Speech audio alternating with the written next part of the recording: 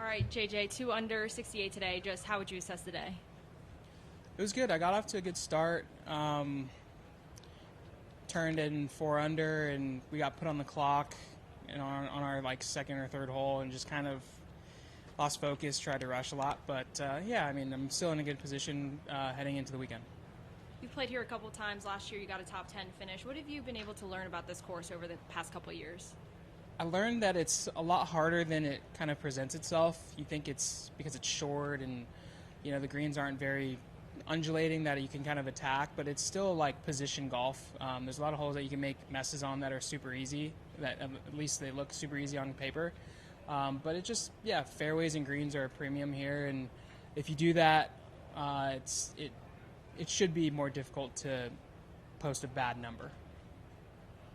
You mentioned losing confidence in your putting a little bit. How do you feel like it's coming back, and how do you look at something like that in relation to the Open that's coming up fairly soon, and you're going to be defending your title there? It's nice to see that the putter switch was like a good change.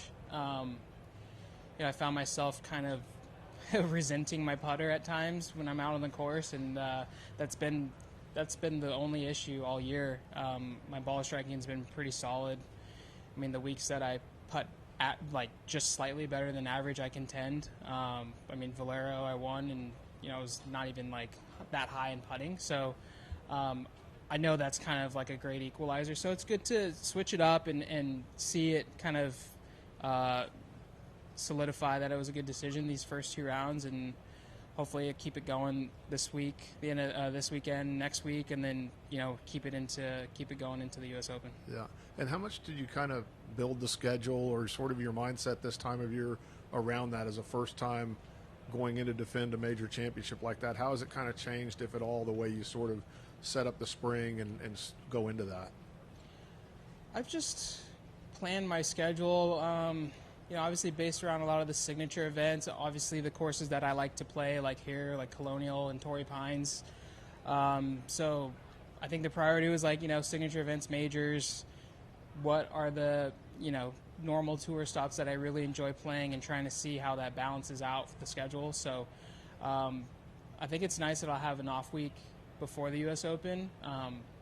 I didn't have an off week before the Masters, and I won, which was great, but I also had to play 27 holes on Sunday in like really intense, tough conditions, and was burnt out. And then PGA was my third week in a row after playing Doral and Truist, and kind of grinding it out through there. And just, it'll be nice to have a week off and then get to Shinnecock and kind of, feel fresh, but, not like I've taken too much time off.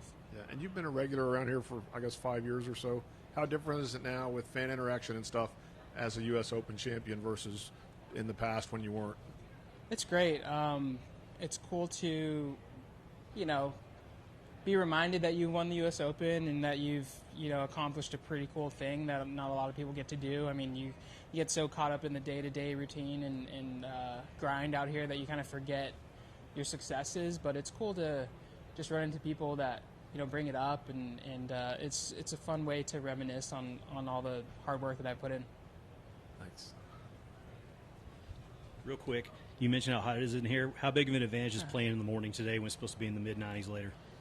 Yeah, it was nice until about 2 hours ago. But at least there's a little bit of breeze. Yesterday was, I think, worse in the afternoon because it was, probably 2 degrees cooler, but no wind. So I think the breeze helps a lot.